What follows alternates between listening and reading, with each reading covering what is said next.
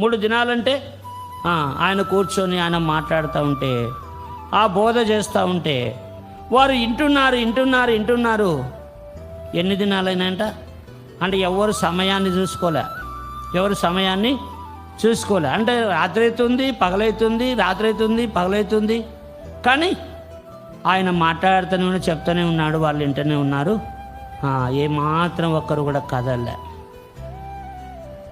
నేటికి 3 దినాలైంది. ఎందుకంటే ఆయన నోటి నుండి వచ్చే మాటలు అంత దయగల మాటలు.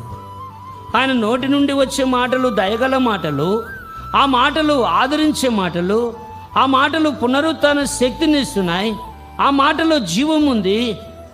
వాటిని వింటూ వారికి రాత్రి పగలు అనేది అర్థం కావడంలా. పొరపాటున మనం కనుక 1 వరకు చూస్తాం, ఓరిపెగ్గ కదా. 1 దాటిందంటే